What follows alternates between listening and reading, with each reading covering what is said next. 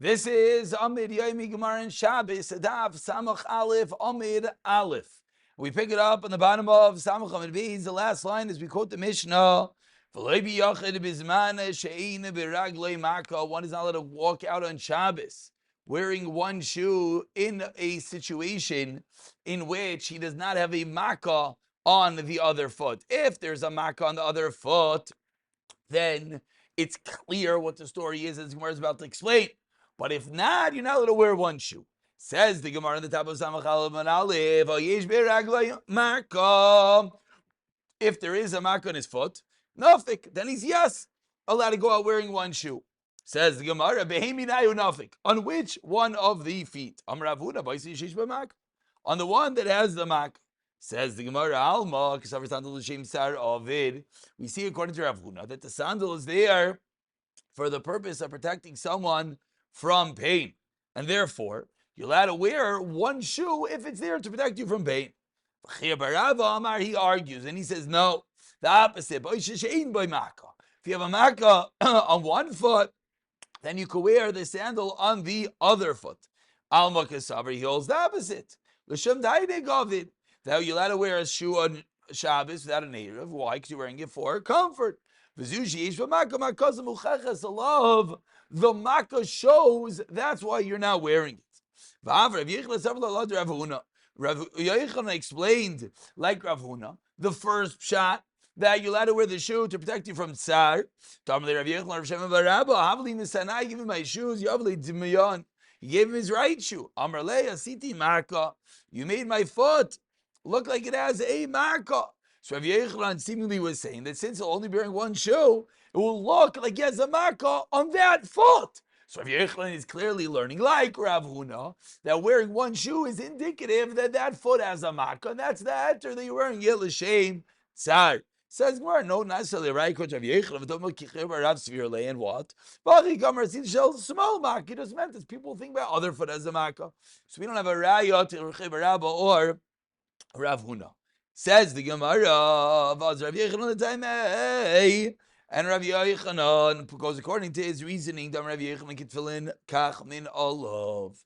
For the fact that Rav Yochanan seemingly once he put on one shoe, the right, he wouldn't put on the left. Rav Yochanan is going according to his reasoning that he holds that just like you put on tefillin, you put in your shoe. Ma tefillin bismol, just like tefillin are on your left hand. Av min olav bismol. So to put in your shoes, you start with your left shoe. And therefore, if he puts on his right shoe, he wouldn't put on his left afterwards, because the left always has to be first.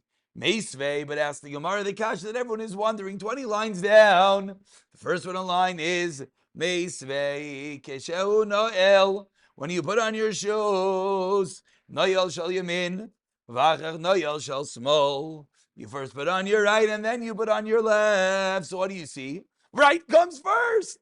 Amar Rav Yosef Hashatani Achi, Amar Rav Yochanan Achi, David Achi Avid David Achi Avid. Says the Gemara, either way is fine. Amar Le'abaye, Amar Rav Yochanan Hamasnita Lo Shmile. Maybe Rav Yochanan never heard this Mishnah, and V'Yavi Shmile Havi Adarbe. Then he would have been Chayzer.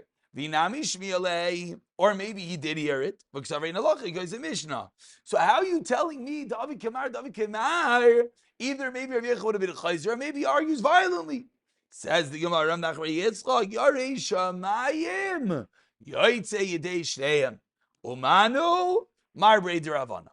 What does that mean, Yoitze Yedei Shneim? Hechi Avi, Siyem Diyamin Aloi Katar. You put on your right shoe, V'loi Katar, you don't tie it. This smala you put on your left shoe, katar, and then v'ader katar diyamina. This, of course, as everyone knows, is brought down la'alacha in Arachayim Mishtabrura. That what a Yerush Shemayim you put on the right, you put on the left, you tie the left, and then you tie the right. Amr Rav Ashi Chazin Rav Kana Dol Kapid. There's Rav Ashi. Guess what? I saw Rav Kana. He wasn't makpid about which order he put on his shoes. Sometimes right, sometimes left, etc. Says the Gemara, Tanu Rabbanon. Smack in the middle of the Amid, the first line is Kapid. Tanu Rabbanon, segueing into other halachas of right over left, etc. When you put on your shoe, Nayel shall imin vacha, Nayel shall small. First comes the right and then comes the left. When you take off your shoes, Chaylet shel small, v'achar shel yamin. First comes off the left, and then comes off the right. Shureichetz. When you wash, you take a shower, a bath.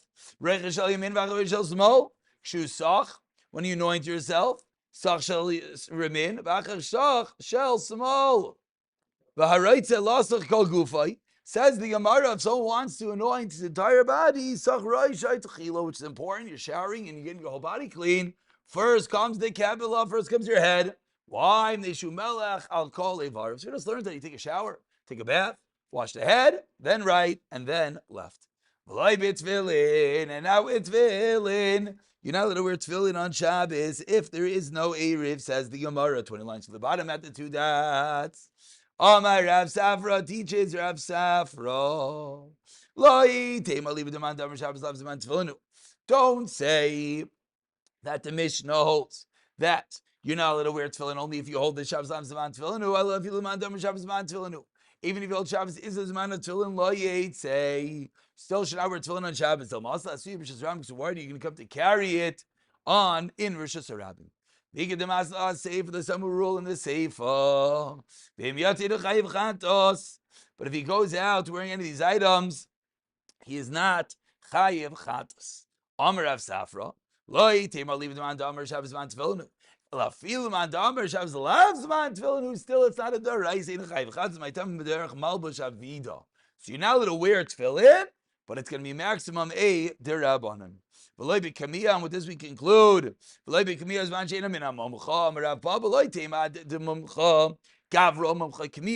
has to be both. That the person who wrote it is a mumcha. And the Kameh itself is proven to work. Ella, no, one of them is enough. The person that wrote it is proven that he knows how to write the Kameyas.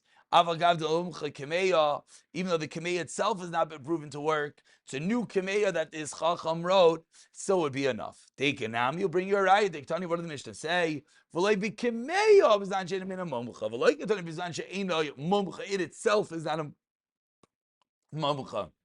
Shema Mina, that has to do with the one that is writing it. And if it would be a mumcha, then you would, yes, be allowed to wear it on Shabbos. We'll pick it up from here. B'siyata dishmaya.